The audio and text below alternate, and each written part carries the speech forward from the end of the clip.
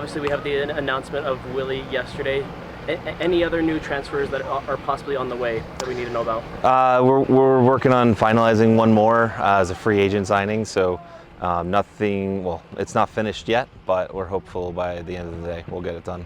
And is there like a certain position that you guys are looking for? He's another attacking player. Another attacking player. Okay. Any confirmation of any blonde-headed Kansas City players who played? I think he's blonde. Yeah. Okay. Yeah. A lot of facial hair.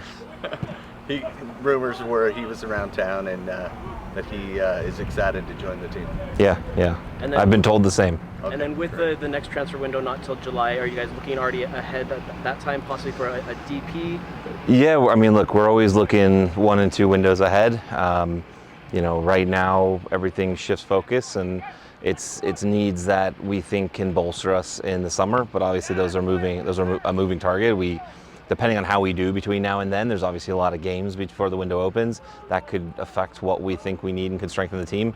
But we're also looking at the off season and is there a need for January that we can maybe solve in the summer as well. And then with everything that happened with the Robert deal, with not going through, does that kind of put everything backwards a couple steps and kind of not working out? Or no, I mean, look, Robert's a good player. He's a really good guy. It's unfortunate it didn't work out, and not through any fault of his own, or if I could say our fault. It was his club coming in and after essentially agreeing a deal, trying to change the terms at the last minute, and just they took a gamble that didn't pay off for them. Can be in the future? Sorry? In the future, it's possible? For Robert? Yeah, it's possible. But obviously, things change, and we're not always in the same place in the next window. But it's certainly, the door's not shut on him personally. I wouldn't say it's open for the club, for Boavista, but for the player. No, he's a wonderful guy. We have no issues with him. He was great. Did everything he could. Any other transfer / things going on this window, right now, just the free agent signing we're working on. Yeah, nothing. That's a total of 3. No, it'll be 2. Okay. Who's the third? Willy, Johnny, the third. No, probably just those 2 right now. If we can add another piece before the window opens, we will. But obviously limited to free agents, and it's probably not something that we'll do before that window opens. But we'll look at teeing up maybe 1 or 2 guys that can start on day 1. July 23rd. So 8 goals in 9 matches is frustrating for any fan base, especially one with playoff ambition.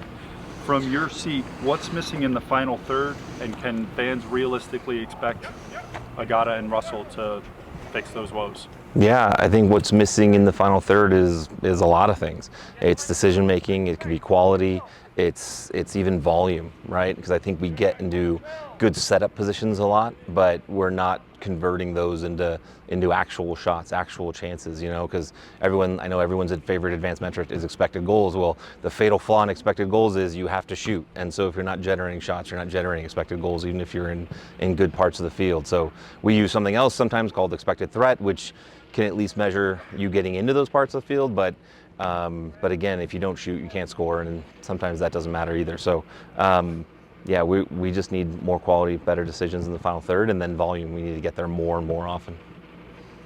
And can you walk us through the timeline on the Boženík deal, when Boavista came back with these new demands, and why the club chose to walk away rather than adjusting the terms, even with these scoring posts? Yeah, we had a deal for weeks. We had a deal that was agreed for weeks. They obviously have an extra layer with their the administration process that they're in. So there was a bit of a delay in there that was somewhat understandable to a certain extent, but after a certain point, it just became unreasonable, and it was clear that they weren't, maybe behaving in good faith is a good term, and so it became clear that there's one, negotiating is one thing, right? When both parties are trying to get the deal done, and maybe I start here and you start there, and we'll figure it out, and we'll get there.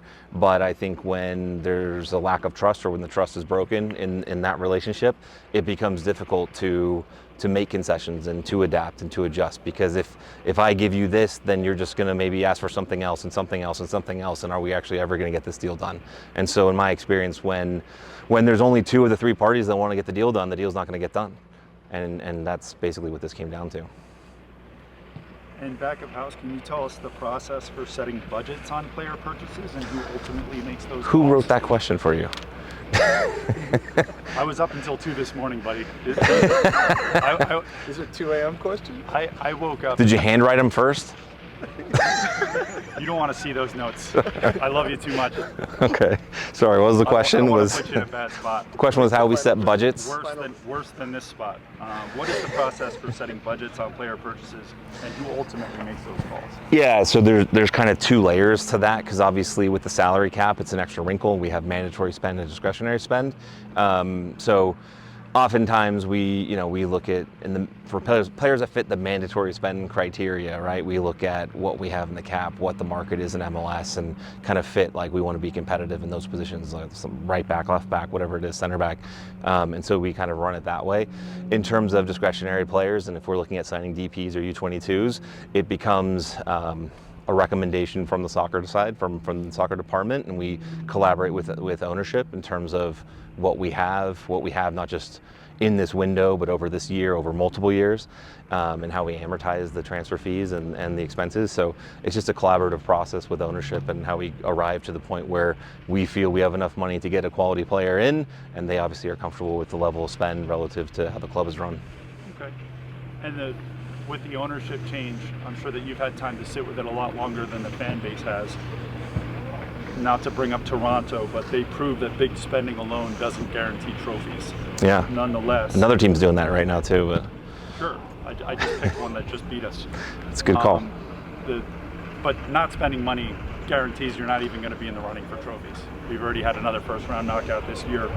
What do you think the Miller family's philosophy is on investing in top-tier talent? And are marquee players part of the vision? Is that something we should even be thinking about as a fan base? Yeah, I mean, that's a really good question. I think there's some things that, pertain to the conversations that we have, and the relationship even between myself and the Millers is still relatively new, even though maybe I've known longer than the public has. But I think they're a group, they're a family that, they're part of this community. They're such a big part of this community, and they see the club, as a representation of that. And so what does that mean? Well, that means they want that representation to be successful. They want that representation to be a winning team, and we want the same thing. So I think it's very aligned in terms of what the ambition is for the club, and then how that translates itself into dollars and cents at the end of the day. Then that's what we work together on and collaborate on. And as you pointed out, throwing a big check down for 10, 20, 30, 40 million even doesn't guarantee you anything. Right? And it's all about whatever you have to spend, it's about spending it wisely. I've been at Seattle, I've been at Miami, I've been at LA, and now I'm here. And this is my favorite place to be. And it's not just because Utah's amazing, but it's also because the way the club operates, I really enjoy. I don't want to tell 35-year-old Europeans no thanks all day long. That's not my favorite thing to do, right? But what I like to do is find guys where we can use money efficiently to get quality on the field. And, again, when you discover a player, there's nothing better than that, right? When a guy like Andres Gomez does really well, there's nothing better than that. Dominic Marzouk, Brian Ojeda, Emeka Anelli, right? That's fantastic. So. And then last one, and I've been criticized for telling people, if you want that club, go follow Man City or Bayern. Don't tell people to stop following us. Well, that's what they say.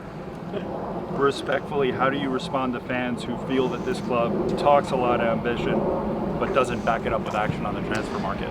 Sure, there's 30 teams in MLS, and 29 are probably pissed off at the end of every season. So, the odds are not in our favor, okay, in terms of that. Only one team gets to win the title.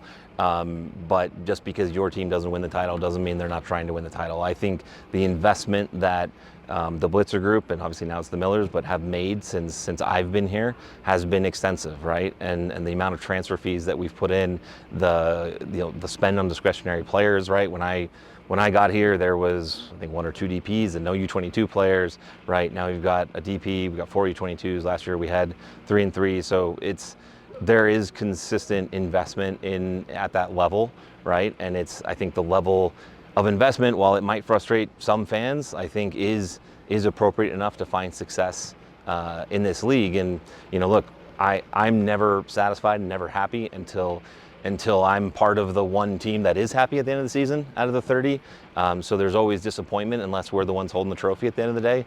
But again, it is something where there's 29 teams that get to complain every year that, we didn't win, so these guys must not care. And I can assure everyone that that's not the case. That we're doing everything.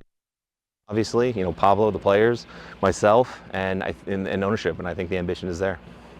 Thank you very much. I know these are tough questions. I appreciate you standing up and talking to us. Next time, if you send them in advance, I'll write down the answers. I give you more thoughtful responses, maybe. I've got to. I'll give you these 2 pages. Send them to Trey. I'll see. I want to have him retype them. Sorry. Thank you very much. No problem. I did kind of want to ask you. No, you're fine. So obviously, this club has a big emphasis on developing young players. Yeah. The 2 players that we're talking about the most in this window, obviously, you brought in Willy, 25-year-old, and then Robert, also 25 years old. Where does the 25-year age range kind of fit within development, or more of a win now player?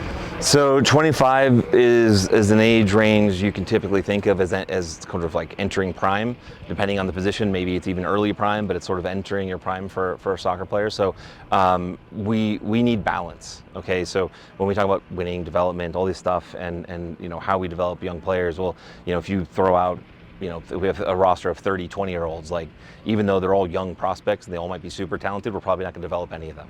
Okay, and so the right balance within the roster is what we require. So yes, we have some really good, really young players. We have some good prime age players. We have, we probably need to add 1 or 2 maybe more experienced players, but we have, one really good experienced player in Rafa Cabral, who's had a lot of global experiences to bring to the group. So we're just constantly looking for that right balance when it comes to age and experience and leadership and character and mentality and everything.